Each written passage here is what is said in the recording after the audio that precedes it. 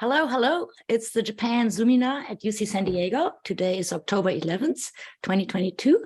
And our topic today, as you just saw, is power recalibrations in Northeast Asia. My guest is Robert Thomas, Vice Admiral, U.S. Navy retired, and Professor of Practice here at UC San Diego.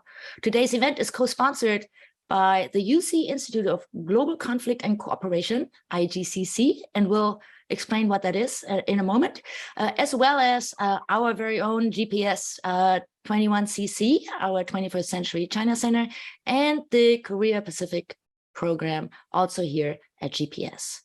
I'm Ulrike Schede, Professor of Japanese Business at UC San Diego and the Director of the Japan Forum for Innovation and Technology, JFIT.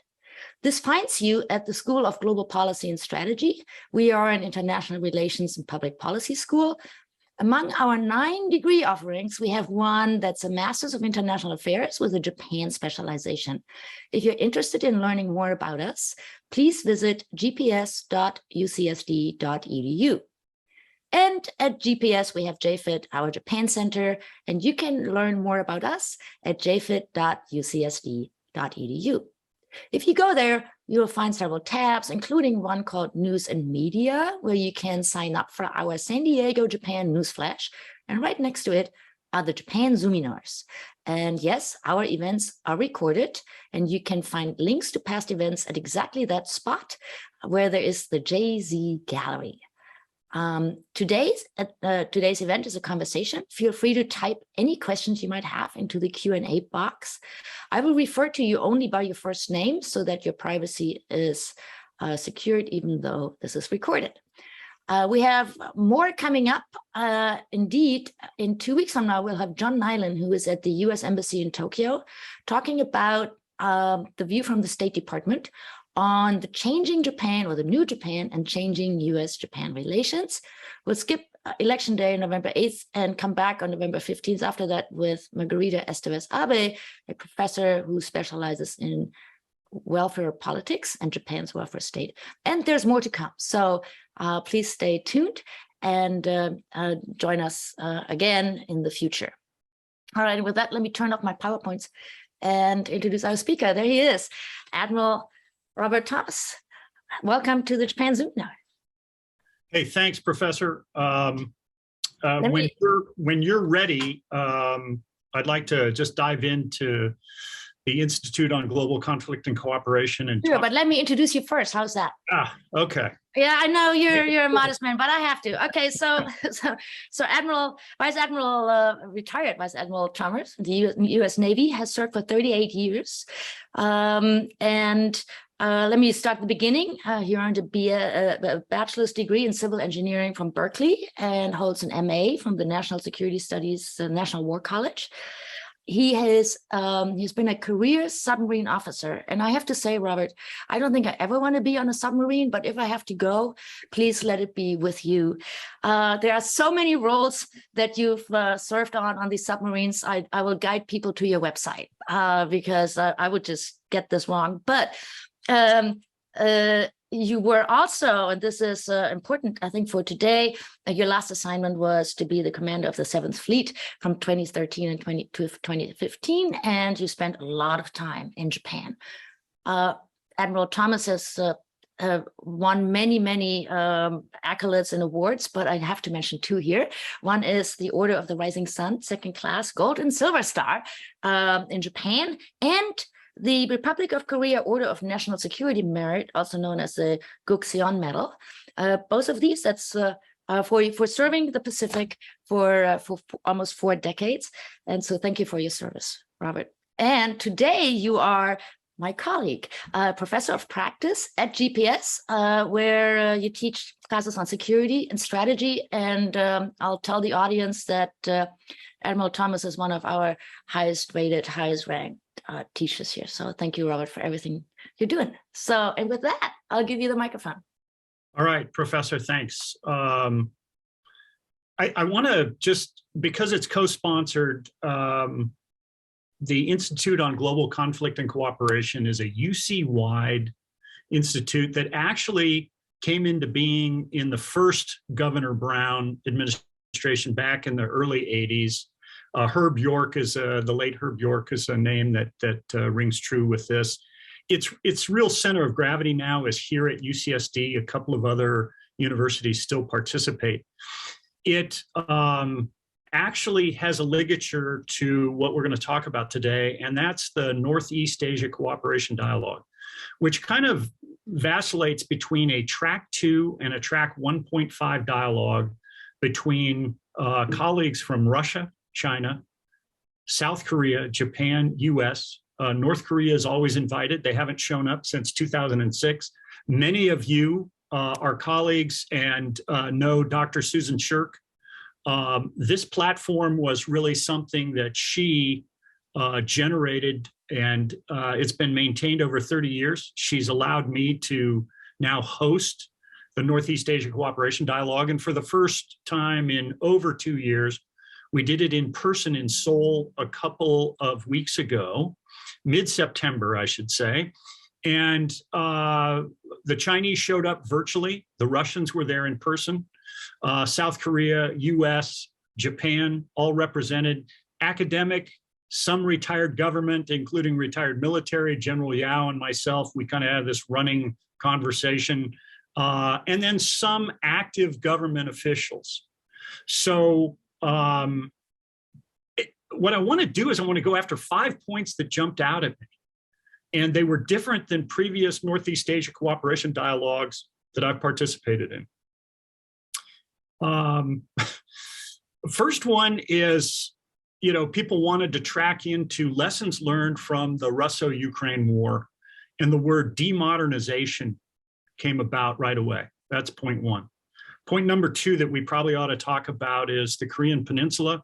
We were co-hosted with the ASAN Institute, Che Kong, and some people that are probably familiar to a lot of the audience. And that's this idea of confrontational stability. The phrase was actually coined by Georgy Tolaraya, who's a Russian representative at the UN who attended the dialogue, longstanding member of the Northeast Asia Cooperation Dialogue.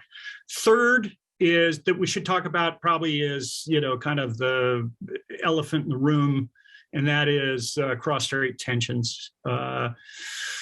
The Pelosi visit was still fresh in everybody's mind back in mid-September. And of course, interestingly enough, a few years ago, if you mentioned Taiwan, the Chinese delegation would have said, hey, we'll take a pass and wait for the next subject. Couldn't have been more different this time. They brought it up and really provided some interesting insights on kind of the internal debates within China. Fourth would be friendship without limits, not so fast. And again, our Chinese colleagues, I thought, were very insightful on this idea of Xi Jinping and how to keep his options open as Russia runs toward him, and he may want to slow that down. Finally, and this one absolutely caught me by surprise after years of, I lived in Asia from the time I was 8 off and on until the time I was almost 60. And it's this idea of extended deterrence, credibility. The ROC, as in the Republic of Korea and Japan, both talking about nuclear weapons openly. I just kind of went, wow, this is absolutely different than I'm used to. And Professor Schade reminded me, hey, this conversation's actually been going on in the background for a couple of years. So Thomas, run and catch up. So those are the 5 points. Let's just kind of touch on them very, very quickly. And you saw the headline yesterday, massive missile strikes across Ukraine, very much stone knives and bearskins, not precise, just taking out large portions of civilian infrastructure in cities. And the point is that how quickly this war, which has gone now over 200 days, 250 days, has demodernized. Everybody talks about, oh, precision guided this and hypersonic that and modern weapons. And it turns out that this war, there are aspects of it, these artillery barrages back and forth. This looks like the Battle of Verdun in 1916. This is industrial warfare. This is not clean. It's not precise. It's not just drones, et cetera, that you hear about in the news. This is a slugfest. And this demodernization, this, how everybody has this false impression that warfare in the 21st century is going to be this AI-driven, machine learning, precise instrument. And it absolutely is, it looks like a early 20th century slugfest. And its brutality is discouraging. Okay, number 2, confrontational stability. I love this phrase because it really goes to what's going on the Korean Peninsula and has been for many, many years. Susan Shirk and Steph Haggard could talk to this better than I can, but the issue is, hey, with the advent of the September speech by KJU, Kim Jong-un, and the subsequent law that has been signed into North Korean doctrine, if you will, on, hey, absolutely, we are taking the gloves off on the use of nuclear weapons. We're going to lower that threshold significantly, a la Vladimir Putin putting his nuclear forces on alert. Does that really change anything? And my position is that the ROK military, the South Korean military, is conventionally very capable of handling an invasion headed south in conventional terms. What's changed, of course, is that the North Koreans are, estimates right now are in the low 40s as far as nuclear warheads. By 2025, probably up in the 70s. Their delivery systems, they'll continue to test short, intermediate, and intercontinental ballistic missiles. But what does it buy them?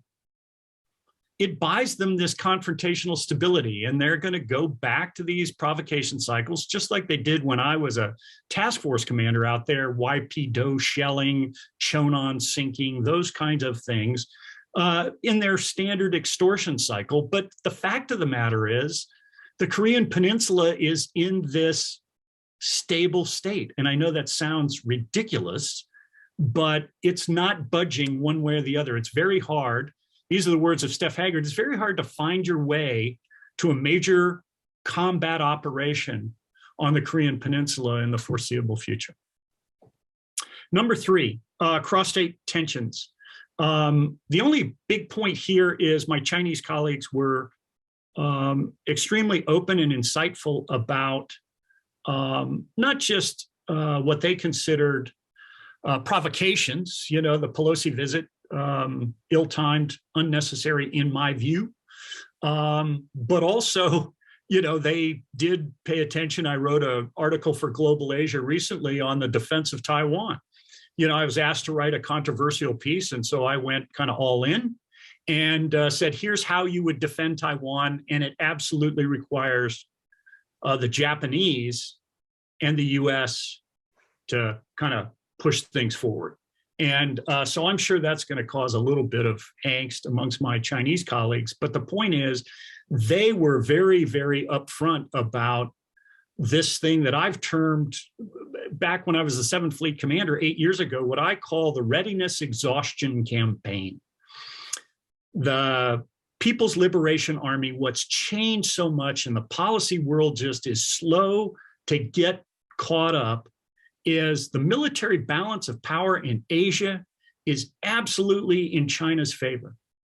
The PLA, the People's Liberation Army, in all of its incarnations, Army, Navy, Air Force, Strategic Rocket Forces, Tactical Rocket Forces, Special Operations Forces, network-centric, there's legions of network-centric warriors.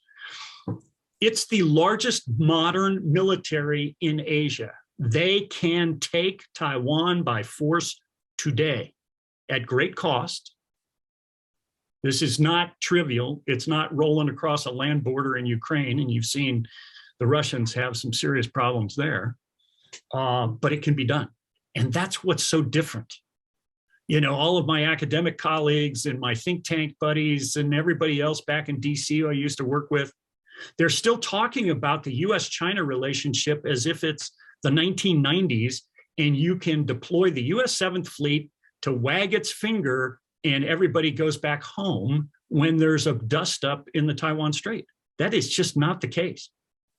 And so we ought to talk probably about that, because I think Xi Jinping has a very strong hand to play, and he's got options there that weren't available just 5 years ago. Friendship without limits, not so fast. This is actually a result of my colleagues in the Northeast Asia Cooperation Dialogue saying, hey, the Russians talking, a couple of academics and a couple of government types in Russia who were there in Seoul with us saying, oh yeah, we're going to become more and more of an Asian nation. And I watched, and my Chinese colleagues were going, interesting, but not so fast. And you saw it with the Shanghai Cooperation Organization Summit that Xi kind of said, hey, that friendship without limits, let's go with one consensus, two interpretations. Because as they look, and they said this internal debate is absolutely happening in the run-up to the 20th Party Congress this month, there's a potential, that you truly get into this two-block situation. And on one side of it is South Korea, Japan, the US, let's just kind of take that cumulative GDP. And China is stuck with, oh, that's right, Russia and North Korea. Xi is not that stupid, okay? So he doesn't want to get, into this kind of, defunct Warsaw Pact mentality. And so trying to preserve maneuver space while using Russia, while using North Korea as strategic distractions to move US influence out of Asia, that's nuanced. And my Chinese colleagues were very open about talking about how to maintain that option space. So we probably ought to talk about that. And then finally, the one that caught my attention, and then I'll turn it over for questions. So extended deterrence, and all of you know that extended deterrence is basically, in the mid-90s, we pulled tactical nuclear weapons off the Korean Peninsula. We've never had tactical nuclear weapons in Japan for obvious reasons. And the idea was, hey, despite the failures of non-proliferation, which started with 5 countries, we're now at 10 that are nuclear states. We want Korea and Japan not to be 2 of those. So we will provide this extended strategic nuclear deterrence. Well, the Japanese and the Koreans, who have the technology to build nuclear weapons tomorrow, have said, yeah, okay, we'll go along with this program. And they've done it for, basically 30 years. But they're starting to look at our options, not just our rhetoric, but what our nuclear posture looks like. And they're starting to have conversations. And Uriki said, hey, Thomas, again, catch up. They've been having these conversations for a while, but this is the first time I'd heard it in public. That, hey, we're thinking about either bringing nuclear weapons a la NATO onto our turf, or we're actually having conversations about indigenous nuclear weapons capability. And I almost fell off my chair. So that's an interesting turn of events. And it goes back to Professor Sade's original title. These are power recalibrations that are extremely dynamic, interesting to watch. And I can tell you right now, I'm glad I'm no longer the 7th Fleet commander and I get to kind of watch from the cheap seats. So I'll turn it over and let's start arm wrestling over some questions. Well, thank you. Terrific. And the questions are coming in, but I'm going to abuse my authority over the microphone here and ask a few first. So you had this meeting in Seoul. what did the Japanese say to all of this? I mean, you've reported on all the others, so can you report a little bit on what you heard from those quarters? Yeah, and the Japanese have a beautiful tradition, right? And that is, hey, when we want to actually tell you no, it's just kind of this beautiful statement that I remember receiving from Admiral Kawano back in the day. He'd say, Thomas, we will study that, which really meant, no, Thomas, forget it. And so there was a little bit of let's kind of wait and see. But by day 2 of the dialogue, the Japanese, who were represented by not just academics, think tank kind of experts, but also had people from government show up.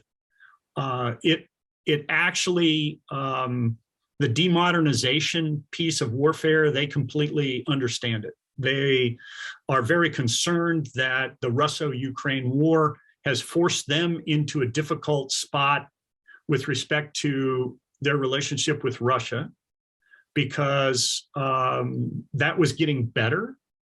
And now, and for all of you who kind of keep track of the Japanese self-defense force, the Japanese self-defense force for the last 5 years has been moving south. And now they don't get to do that. They have to pay attention to the northern approaches again, and all things Hokkaido and into the Kurils. And so that's got them in a bit on the horns of a dilemma. Essentially, not an active war, but force posture-wise, they are on 2 fronts. Russia to the north, nominally China in the Nansei Shodo. So the demodernization piece caught their attention, and really this 2-front concept. The confrontational stability issue, the Japanese were somewhat agnostic there, but actually encouraging. I always used to, when I was a 7th Fleet commander, get the Korean military and the US and the Japanese military together kind of on the sly, away from the peering eyes of the State Department, because military to military to military, those 3 militaries get along very, very well. They exercise routinely, but the one caveat is the US has to be there. Eventually, you want to be to a point where 2 militaries can exercise together, and the US doesn't have to be there. But this confrontational stability issue, Japan seemed to be leaning much more forward on that relationship with South Korea. And I think that goes directly to this issue of, a change in 2 administrations. Although I think the Kishida administration was making inroads with the Moon administration prior to the election. For those who don't know, you can't use Blue House anymore because the head of government in Seoul is no longer at Blue House. I figured that out when I was back there in mid-September. I said, hey, let's go over and take a look at Blue House again. They said, well, it's now a museum. It's open to the public.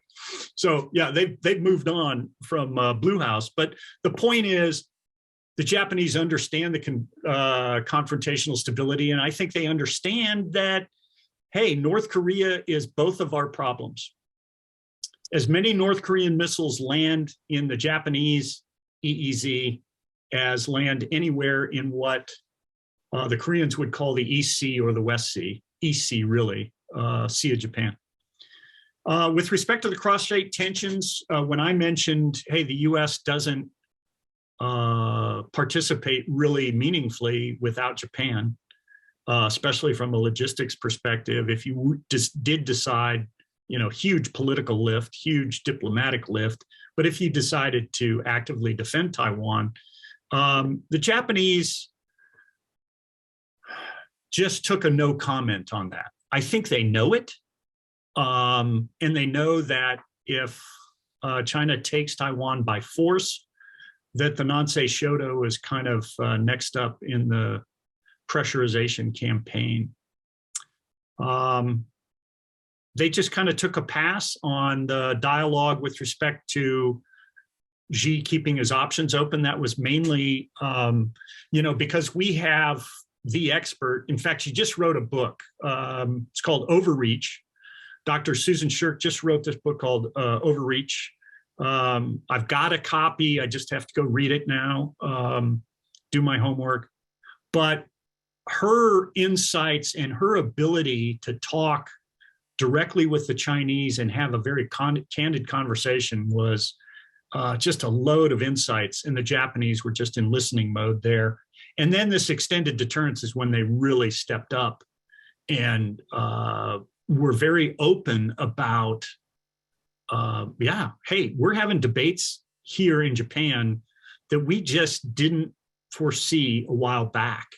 And when they said indigenous nuclear weapons capability, I again, haven't spent a lot of time living there. I was shocked. I was absolutely shocked. In fact, I even kind of doubled down on that. I said, this can't be true. Politically, this has just got to be a third rail. But they said, no, things are to the point where we really, not all of us, but some of us have some serious extended deterrence credibility issues with the US. So hopefully I got to the points that you wanted to cover. Yeah, that's super interesting. I mean, I'm almost speechless. There's so much information here that I have to digest. The one thing that you said that struck me as a little bit surprising or, kind of noteworthy on the US side was your comment on the 7th Fleet, that we used to think that the US got this, right? And you said that maybe not so much anymore. Can you say a little bit more about that? Sure. So kind of put yourself back in the mid-90s, the third Taiwan Strait crisis. The Clinton administration dispatched the US 7th Fleet. 2 strike groups came down around Taiwan. Okay, everybody back out of the pool. And the People's Republic of China remembers that and said, okay, got it. And had to take an off-ramp. And kind of, if you look at the military modernization, the expansion in capability and capacity, it really started back in the mid-90s after the third Taiwan Strait crisis. There was a book called Unrestricted Warfare written in 1999 by 2 PLA colonels. And it's the blueprint for what I call hybrid or whole of society warfare approaches. And you say, hey, Thomas, come on, warfare, how relevant is that? Well, enter Russo-Ukraine, the occupation of Crimea, you pick it, around the globe. Unfortunately, it's far too relevant. And it's impressive. I mean, I watched it firsthand as a task force commander and as the US 7th Fleet commander from really about 2010 to 2015, up close, including engaging with my Chinese counterparts, and watch them build the largest modern military in Asia. And for those who don't know, the Japanese Self-Defense Force got a lot of capacity and is extremely modern. The same with the ROC military. And the US 7th Fleet, it's not like, they demilitarized the US 7th Fleet, but they're, from a military posture perspective in Asia, the US can no longer dictate terms. The entity that can dictate terms because they can back it up now militarily, which they couldn't do for 50, 60 years, is the People's Republic of China. And what's so interesting is the policy community, I think, is now running to catch up with this reality that, and I noticed it as we were talking, and it was maybe a Korea program led by Steph Haggard. And I said, hey, I hear all this chatter, but the only thing that's making this different is that the PLA now can actually take Taiwan by force. Before, it was an academic exercise. Now it's reality. So all of the policy thinkers, those who are thinking long-term in space and time, you need to up your game, because they not only can talk the talk, they can walk the walk. And that just changes you don't get any throwaway comments anymore, because they can take you to task, and they know it. And, I don't blame them a bit. Back when I was doing my master's degree in Washington, D.C., a Chinese general came and gave a lecture. And afterwards, I asked him a couple of questions. He says, Thomas, here it is. Rich country, strong army. He said, the order of that is important. Rich country, then strong army. He says, the Soviet Union got it backwards, and that's why they failed. He said, we are not going to make that mistake. And that was 1997. And I think that Xi Jinping, this is probably more opinion than analysis, but contrary to his predecessors, he's reshuffled the deck a little bit, and he's put two priorities up above economic development that weren't necessarily, they were there, but they're playing in the background. He's moved them up into the forefront.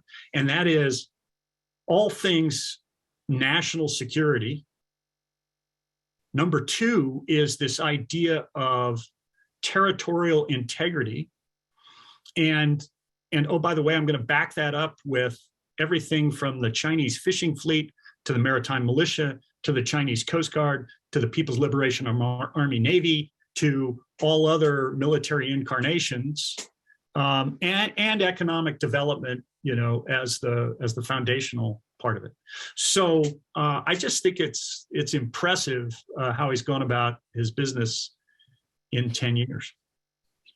So we have a lot of questions coming in, and the first one on this point is from Hidehiro, and he wonders, well, if that's all true, what you just said, if the Seventh Fleet can't come, well, they can't come close to Taiwan, but what effectively can the U.S. do, or what would they do in case of an emergency? What's the operational plan as far as you? Yeah, I'm not privy to the operational plans anymore. The beauty of being 6 years away from the Navy and being an academic, I get to read the newspapers and kind of pontificate with everybody else.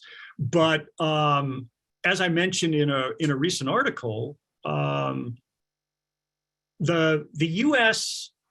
has to decide between currently its strategic ambiguity is kind of the U.S. doctrine, right?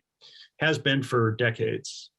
The one China principle, the one China policy, this undetermined status of Taiwan, all great words to kind of try to parse the argument. But at the end of the day, the current administration has moved from ambiguity to confusion. You have the president saying one thing, defend Taiwan. Yes, we'll use troops. Yes, this, yes, that. And then Jake Sullivan walking it back. And, what my client meant to say. So it's very confusing to the Japanese. It's very confusing to the Koreans. It's confusing to a lot of U.S. former practitioners. So you might be going from ambiguity to confusion on the way to clarity. And if you are going on the way to clarity, you need to act soon. I'm not recommending that you go to clarity, but if you decide to do that, and that's a diplomatic heavy lift, especially as U.S.-China relations are very, very difficult, it would be take the Korean playbook and map it over to Taiwan. And you'd have to do it soon. Biggest problem for Taiwan is personnel in defending themselves. Their military is small. They need to have a larger reserve. They need to be able to mobilize large portions of the population. Unlike the Russians, I don't think they would vote with their feet when they're mobilized and get on planes, to go to Istanbul. I don't think that would happen. Then they just need to be the toughest target they can be, right? And there's ways to do that, along with because the Taiwanese traditionally have this fear of abandonment, and the U.S. counters with their fear of entrapment. And if you go to this clarity program, then you better discard your fear of entrapment and be willing to do exercises with the Taiwanese military openly. Think about, we have 28,000 U.S. military or associated U.S. military on the Korean Peninsula. Are they militarily necessary for the defense of the Korean Peninsula anymore? No. They're on the Korean Peninsula as a tripwire, as a commitment, more as a political commitment than they are a military commitment. So you have to consider that kind of idea, which is radical, and apply it to Taiwan. South Korea still has conscription, and it's time for the Taiwanese to step up and figure out what their selective service system looks like and improve their personnel posture in a big, big way. And so I think those are steps that can be done. Obviously, the Chinese get a vote all the way along, right?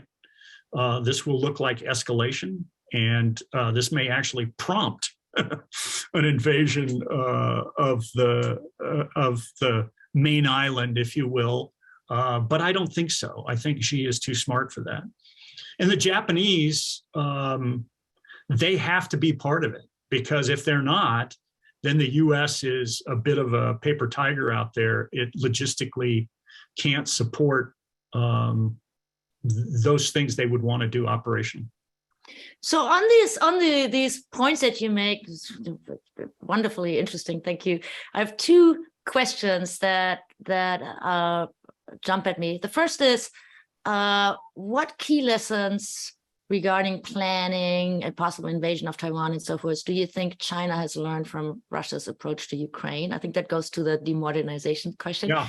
And then David says some pundits think it's better to take on China now versus 10 years from now over Taiwan, because China's military will be even stronger then. So what do you think? So I think there's three options. By the way, I'm not in that camp of taking on China now.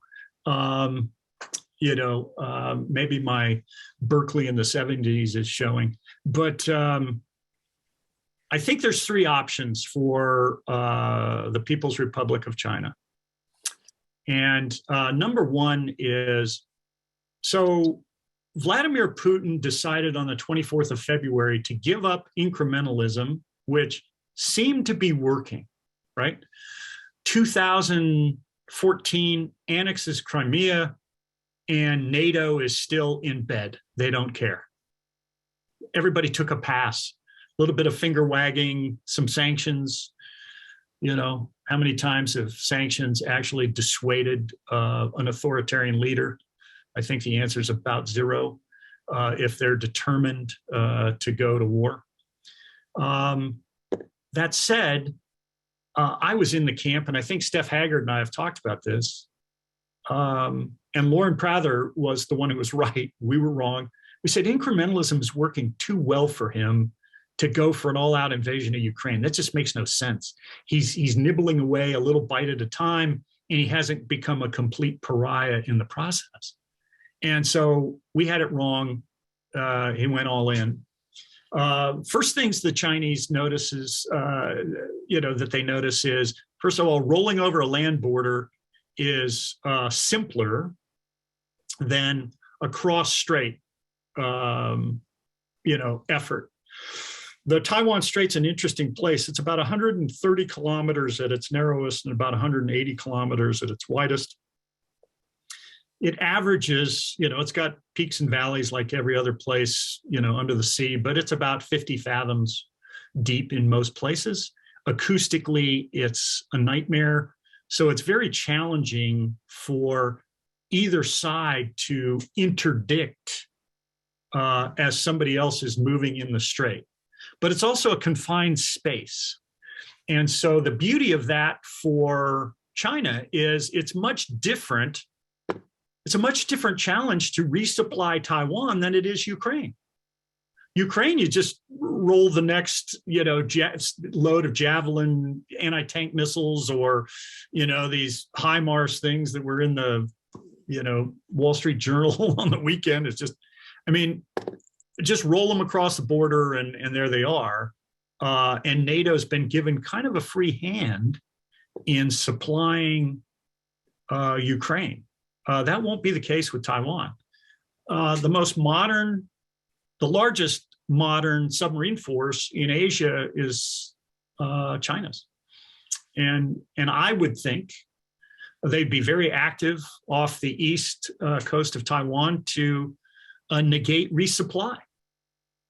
And so there's kind of step one. So if you're China, you go, okay, option one is just keep using these new normals as a way of continuing our pressurization campaign, our incremental kind of readiness exhaustion campaign. Every day now they're in the Taiwan air defense identification zone, and they're forcing the Taiwanese to respond. They do this with the Japanese all the time.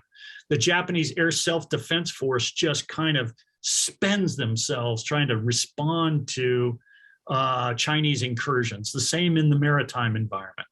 And China has the capacity to just keep this pressure on, just keep leaning in, just keep moving the goal line a little bit each time.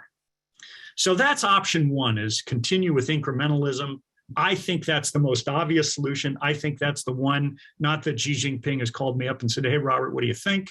But that's the option. If I was his advisor, I'd say, yep, just keep leaning in, keep the frog at a low boil, and you're going to eventually win the day. And time may be on your side anyway, because it looks like a coronation for the 20th Party Congress coming up. Option two, hey, we haven't had time to digest all the lessons learned. The US and others in the West are distracted. They're distracted by Eastern Europe. They're distracted by energy concerns in all things Western Europe. And oh, by the way, this kind of useful surrogate that we have in North Korea keeps saber rattling, and that keeps them distracted. So let's use this window of opportunity. It's going to be costly, but we're going to bet that the US and the Japanese don't have the political will to get involved directly, and they won't want their people coming back in body bags. Let's go now. Absolutely now.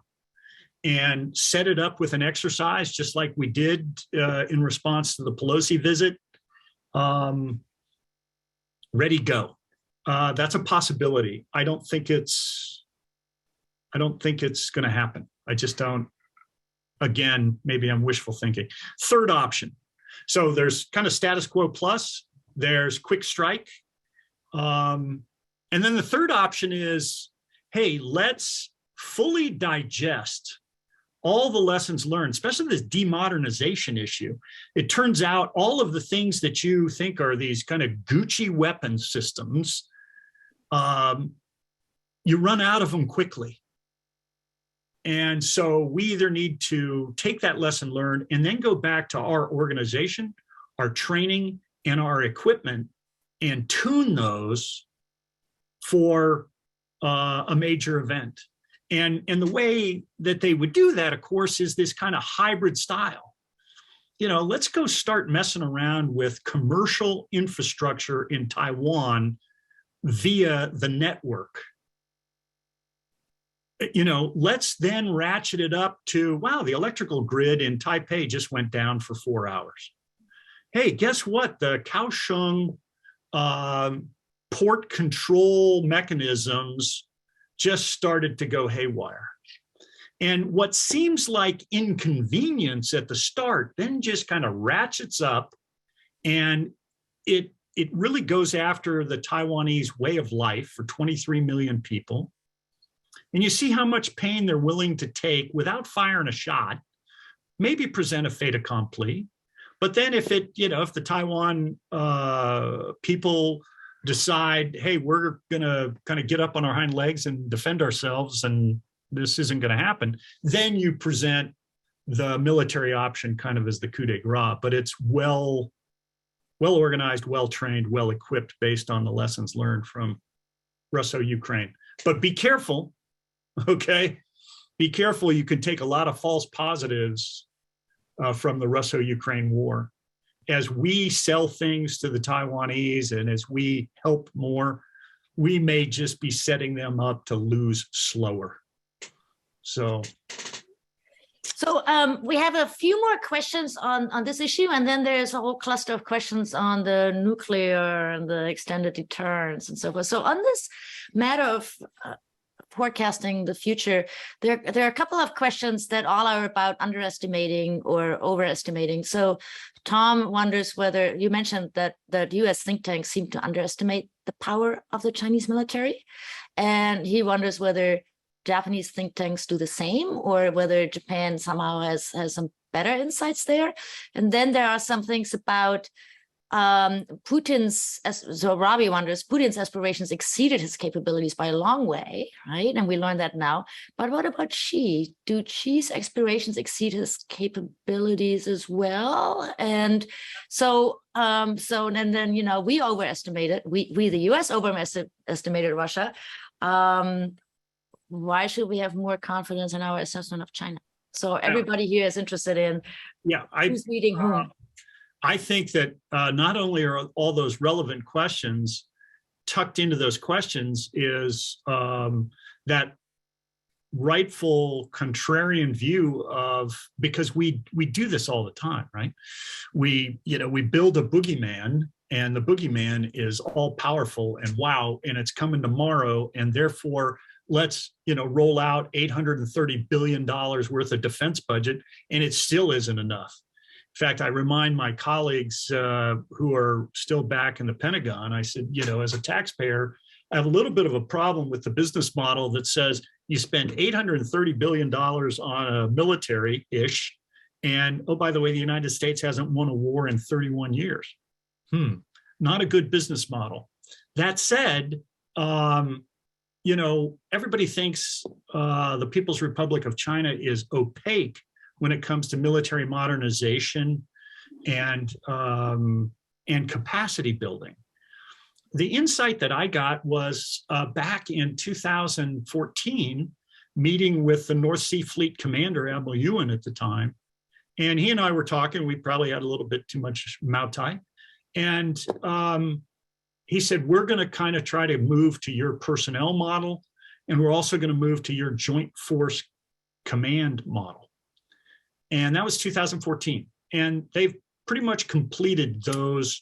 They still have conscription, but they've built this kind of key to the US military, which most people don't talk about because they always want to talk about widgets, things that are, kind of Gucci weapon systems.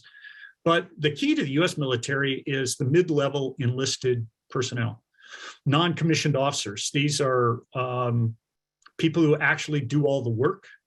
Many of them have college degrees, and they're this backbone of the US military. People talk about generals and admirals and all that. They're interesting window dressing, but the actual war fighting, this is where it is. And the Chinese realized a while ago, hey, our conscription, 2-year conscription model, they come in, they're uninterested, then they leave. We're not getting better fast enough. And they started to build this professional kind of mid-grade enlisted force. Now they're starting to reap the benefits of that. The other thing they did was move to this combined arms joint force approach. When I first started watching the Chinese up close, tactically, way back in the 1990s, their exercises were scripted. They were childlike in their simplicity. And now you look and it's multi-service, it's integrated, it's with a joint command, and they start to look a lot like the US military in the way they do business. coupled with, here was the other fun fact.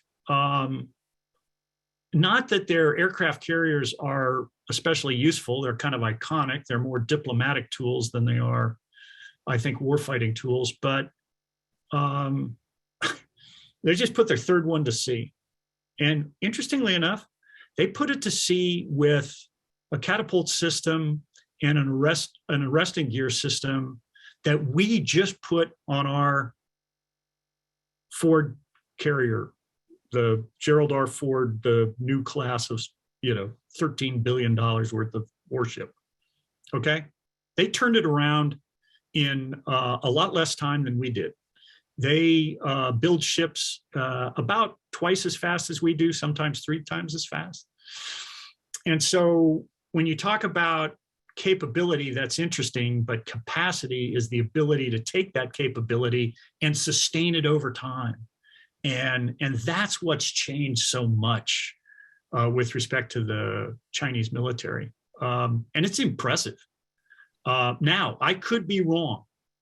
And here's the counterpoint.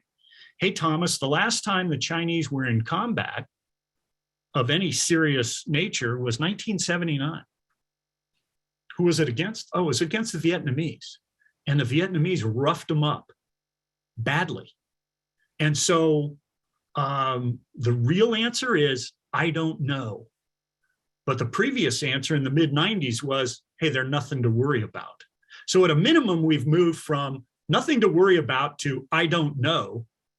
And do we just use wishful thinking as a force planning criteria, use hope as a course of action, and then find ourselves, whoops, I don't know, turned into, yeah, the military balance of power in Asia is radically different. So I'm watching the clock. I could listen to you for hours. So I'm watching the clock, and I want to bring in 3 more questions, but I think I can combine them, and then you can decide where you want to dwell. There is the question that for Japan is very important, which is what will the missiles that Korea is launching over Japan do to security? So, and then there's maybe a related question by Stuart saying, can you help clarify the military rationale for tactical nuclear weapons? Are there many circumstances where the firepower can't be reproduced with conventional weapons that don't have uncontrollable radiation and all of that?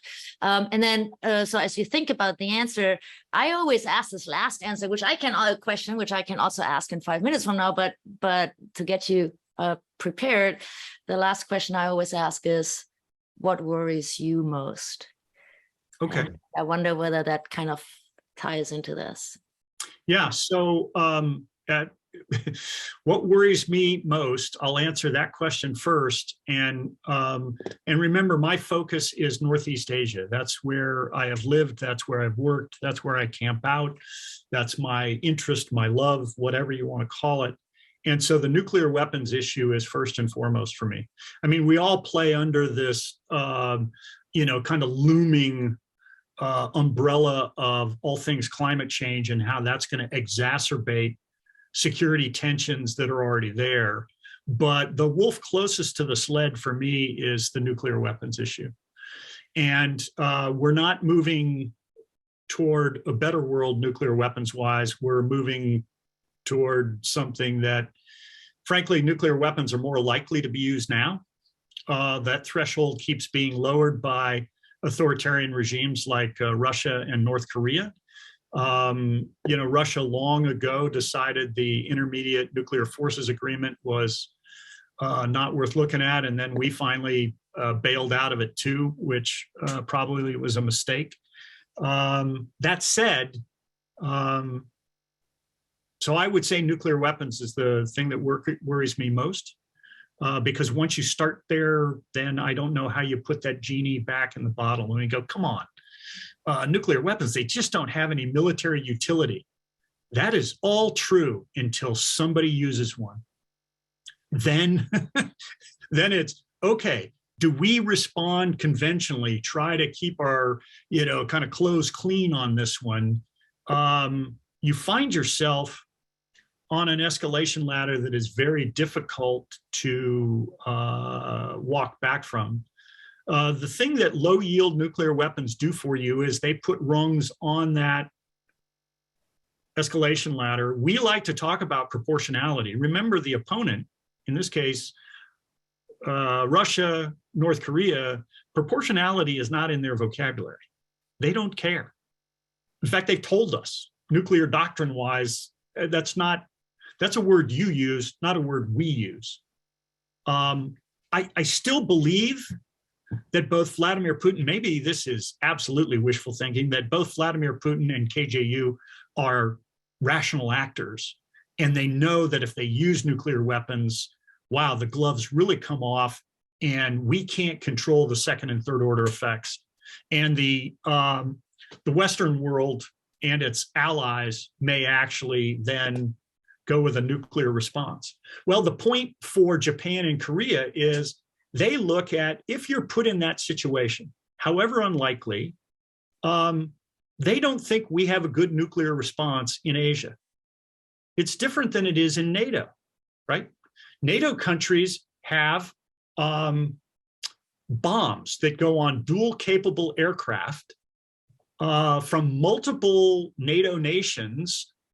And so that aircraft may be conventional, or it may be nuclear capable and carrying a nuclear weapon.